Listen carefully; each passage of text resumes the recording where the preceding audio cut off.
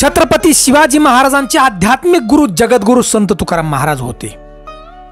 तर बांधवांनो, छत्रपती शिवाजी महाराज आणि जगद्गुरु संत तुकाराम महाराज यांची पहिली भेट ही इंद्रायणीच्या पात्रामध्ये झाली आणि त्याच रात्री छत्रपती शिवाजी महाराजांनी पहिलं कीर्तन जगद्गुरु संत तुकाराम महाराजांचं लोहगाव मध्ये ऐकलं आणि हे कीर्तन ऐकल्यानंतर महाराजांच्या मनावरती एवढा बदल झाला होता की हे स्वराज्य निर्माण कार्याचं कार्य छत्रपती शिवाजी महाराजांनी थांबवलं। जाणण्यासाठी हा व्हिडिओ पाहावयाचा आहे आणि बांधवांनो, दुसरं जे कीर्तन आहे ते परत ऐकलं छत्रपती शिवाजी महाराजांनी, ध्यान देऊन ऐका।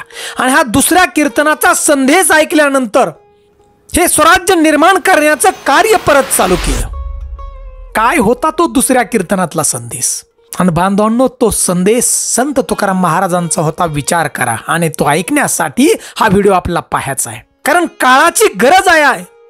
जीवन जगावं कसं सुलभ पद्धतीनं आणि देवापर्यंत पोचावं कसं, हा संदेश आहे बघा। आपण नक्की काय करावे, भरकटलेल्या विचाराला एक दिशा दाखवणारा हा संदेश आहे। त्यासाठी व्हिडिओ आपण ऐका आणि जास्तीत जास्त शेअर करा। मी हनुमंत पवार भारकरी, तुम्ही पाहताय मराठी मोटिवेशनल चॅनल। तर बांधवांनो, लोहगाव मध्ये छत्रपती शिवाजी महाराज तुकोबांच्या कीर्तनाला आले। कीर्तन चालू झालं। तुकोबांची वाणी ही अमृताहुनी गोड वाणी आणि छत्रपतींनी ती अमृत वाणी ऐकली। जगद्गुरूंचा त्या दिवशीचा कीर्तनाचा विषय होता मोक्ष प्राप्ती। माणसाच्या जीवनामध्ये यायचं, मग करायचं काय, माणूस म्हणून जगायचं आणि मग मिळवायचं काय, भविष्याचा हा प्रवास करताना नेमकं साधायचं काय, या सगळ्यावरती जगद्गुरूंचं मार्गदर्शन त्या ठिकाणी चालू होतं आणि छत्रपती ते तल्लीन होऊन ऐकत होते, मन लावून ऐकत होते। तुकोबा सांगत होते की नदीचं देह असतं की सागराला जाऊन मिळायचं। नदी जाता जाता गावांना पाणी देत जाते, लोकांची तहान भागवत जाते। झाडं, पानं, फुलं, फळं, शेती हिरवीगार होते, बहरून जाते आणि शेती पिकल्यामुळं प्रत्येक जीवाची भूक भागते। नदीचं अंतिम देह आणि सागराला जाऊन मिळते, म्हणजे मोक्ष नदीला त्या ठिकाणी मिळतो। मानवी जीवनाचं तसंच प्रवास असतो बघा। आम्ही आमच्या जगण्यामध्ये लोककल्याण करावं, जीवन जगताना गोरगरिबांना मदत करावी आणि अंतिम देह म्हणजे देवाला जाऊन भेटावं, म्हणजे मोक्ष प्राप्ती। हे जगद्गुरूंनी अतिशय सुंदरपणे, मार्मिकपणे त्या ठिकाणी त्या कीर्तनातून सांगितलं। छत्रपती शिवाजी महाराजांनी ते ऐकलं की मानवी जीवनाचं देह म्हणजे मोक्ष, आणि जर मोक्षच मिळवायचा आहे तर भगवंताचं नामस्मरण करायला लागते आणि जन्म मरणाच्या फेऱ्यातून सुटायचे आणि मोक्ष मिळवायचं। तर हे स्वराज्य उभं कशासाठी करायची, ही लढाई कशासाठी करायची, हे युद्ध कशासाठी करायचं तर परमेश्वराचं नामस्मरण चिंतन करावं, परमेश्वराच्या भक्तीमध्ये रंगून जावं आणि जीवन मार्गी लावावं, असं ज्ञान बघा शिवरायांनी त्या कीर्तनातून घेतलं। आणि महाराज रायगडावरती आले आणि शिवराय नामस्मरणात तल्लीन होऊन गेले। जगद्गुरूंच्या विचारांचा प्रभाव झाला बघा या ठिकाणी। पांडुरंगाचं ध्यान करू लागले शिवराय।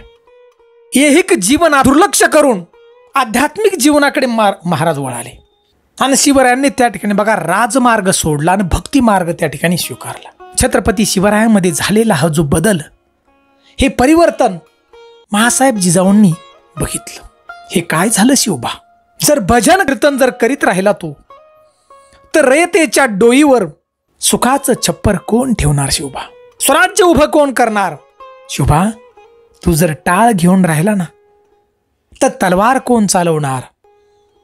बांधवांनी या ठिकाणी महासाहेबांनी शोध घेतला या गोष्टीचा की असं शिवाजी महाराज का करायला लागले, शिवबा असा का करायला लागला। आणि महासाहेबांच्या लक्षात आलं की हा सगळा जो परिणाम आहे ती जगद्गुरु संत तुकाराम महाराजांच्या कीर्तनामुळे झालाय। हा सगळा परिणाम तुकोबांच्या ज्ञान साधनेचा आहे। शिवरायांनी कीर्तन ऐकलं, राजे मोक्ष प्राप्तीच्या मार्गाला लागले बघा। महासाहेब ताडकन उठल्या, घोड्यावरती बसल्या आणि वाऱ्याच्या वेगानं घोडा जगद्गुरु संत तुकाराम महाराजांना भेटायला निघाले बघा। महासाहेब देहूकडे निघाला घोडा।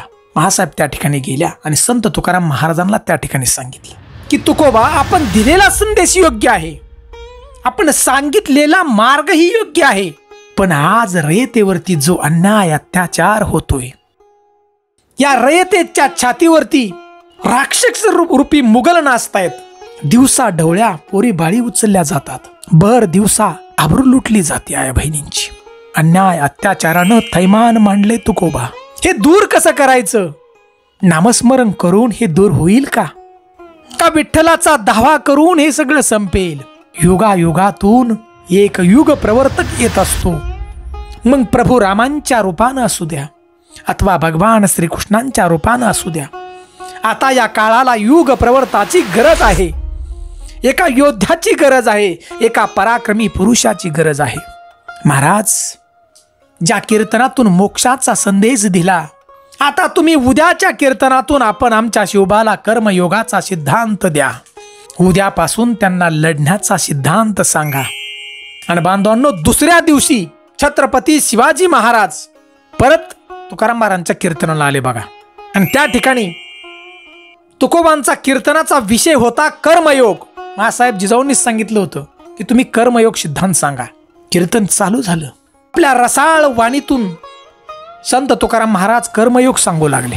कुरुक्षेत्रावरती अर्जुन देखील खचला होता, रणांगणातून माघारी फिरला होता, लढायचं नाही म्हणत होता. पण त्याच ठिकाणी भगवान श्रीकृष्णाने भगवद्गीता सांगितली आणि खचलेल्या अर्जुनानं लढायला प्रवृत्त केलं त्या ठिकाणी अर्जुनाला. आणि आता या ठिकाणी कृष्णाच्या भूमिकेत जगद्गुरु संत तुकाराम महाराज होते आणि अर्जुनाच्या भूमिकेत शिवराय. आणि त्याच वेळी बघा तुकोबा कीर्तनात म्हणाले की सूर्यानं जर उष्णता आणि प्रकाश देण्याचं सोडलं तर पृथ्वीचं काय होईल? तर तो त्याचा धर्म आहे. सूर्य आहेस ना, मग प्रकाश दे. सूर्य आहेस ना, मग उष्णता दे. सूर्यानं जर आपलं कर्म आणि धर्म जर सोडलं तर या सृष्टीचं काय होईल? आणि त्या ठिकाणी शिवबाराजी म्हणाले की सृष्टी संपूर्ण जाईल, जळून जाईल. आणि त्याच वेळी बघा तुकोबा म्हणाले की सूर्यानं जर त्याचं कर्म सोडलं तर सृष्टी संपेल. तसंच शिवबा क्षत्रियानं जर लढायचं सोडलं तर हे स्वराज्यच संपून जाईल. राज्याचं काय होईल? राज्य संपेल. आणि त्यावेळी संत तुकाराम महाराज म्हणले, राजे तुम्ही उठा, शमशेर घ्या आणि स्वराज्य उभं करा. पराक्रमाच्या पात्यावरती हे राज्य उभं करा तुम्ही. आणि ही जबाबदारी तुमची आहे. हे तुमचं कर्म आहे, कर्म आणि तुमचं धर्म. आणि याच्या जीवावरती तुम्ही स्वराज्य उभं करा.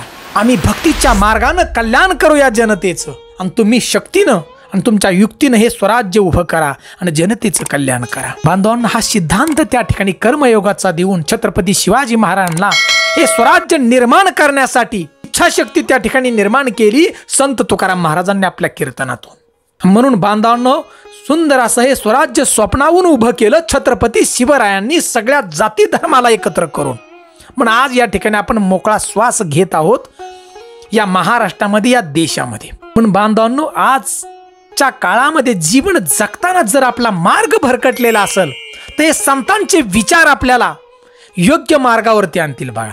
आणि मानवी जीवनामध्ये आपण जीवन जगावं कसं हे आपल्याला हे विचार सांगतील बघा संत तुकाराम महाराजांचे.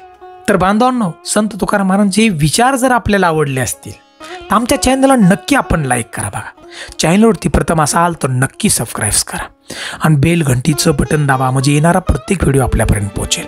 पण आपण हा व्हिडिओ कुठल्या गावातून पाहताय त्या गावाचं नाव आम्हाला जरूर शेअर करा आणि आम्हाला कमेंट म्हणून जय जय रामकृष्ण हरी अशी एक कमेंट नक्की द्या बघा. जय हिंद, जय भारत.